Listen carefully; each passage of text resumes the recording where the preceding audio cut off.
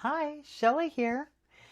This week's project is inspired by an oxalis plant that I have in my laundry room.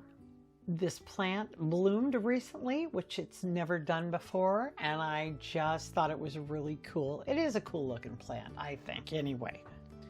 I found this palette on Pinterest. It's definitely out of my comfort zone and thought this would be fun.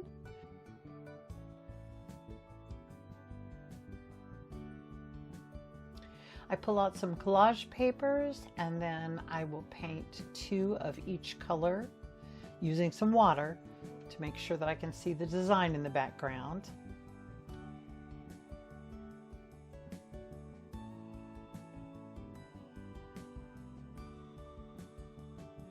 And then I go back in with a variation of each color and stencil a little extra design on top of each one.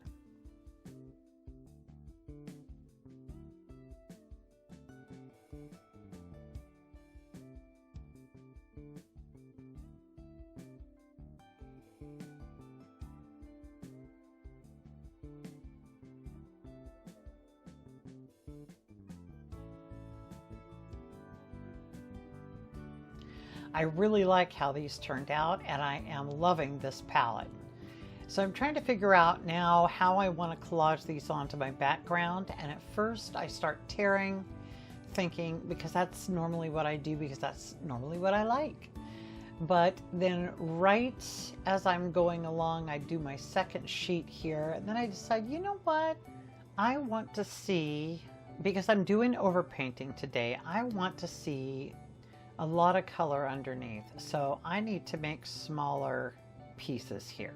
So I decide to go in and do squares instead. I don't want them to be too tiny because it'll take forever. So I figured a little bit over an inch, around an inch, I think they are, would be good. And my paper cutter is always the one to go, my go-to for this kind of thing. You certainly could hand cut these, but I am not very good with getting straight edges with hand cutting things. So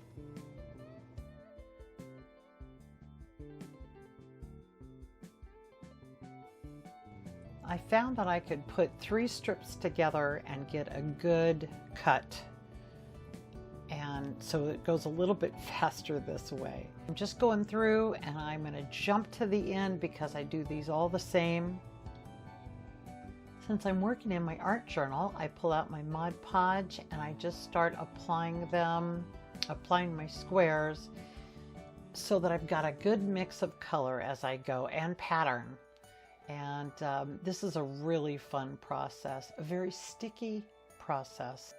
I'm turning my squares as I go in hopes that it'll give me a cool background pattern.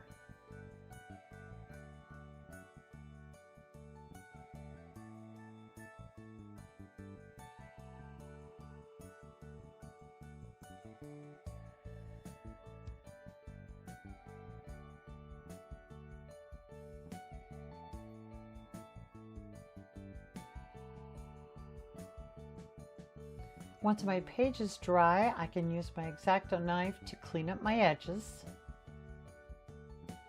While my page was drying, I went over to my scan and cut with some contact paper and cut out my design.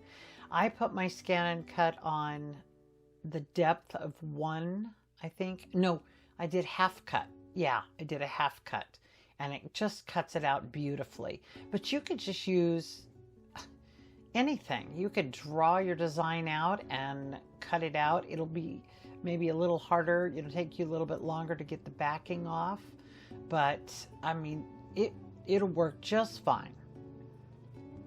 Now I like to come up with a plan and put it onto my computer and then on my iPad so that I can kind of see in cases like this where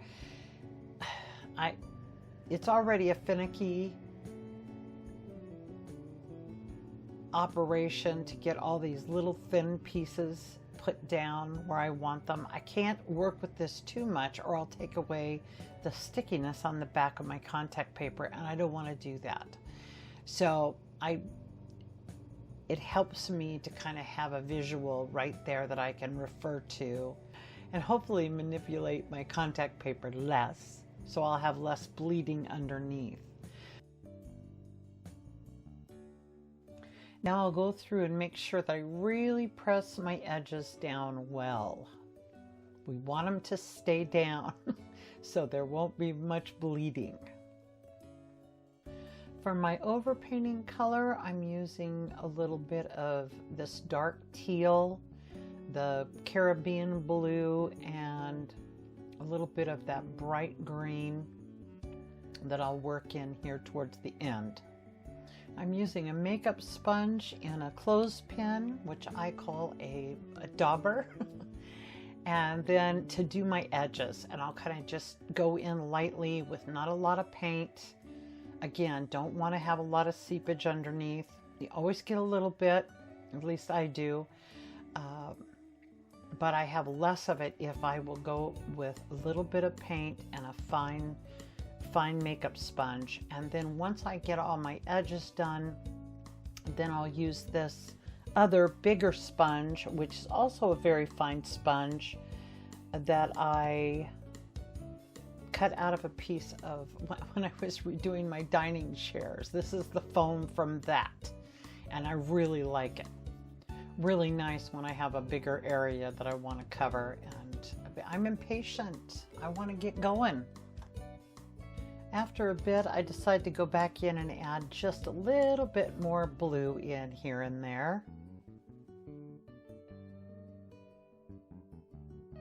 And now it's time for the exciting reveal. I always love this part.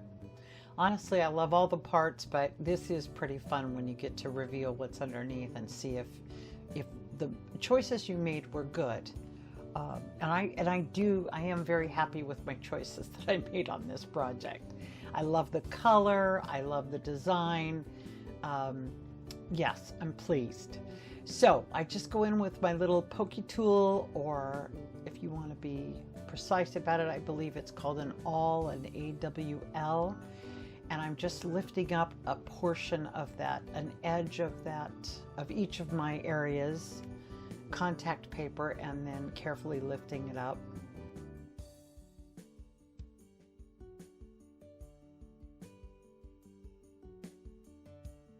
I want to define my edges, so I go in with a little bit of this dark teal and a liner brush and just put a nice little line around everything.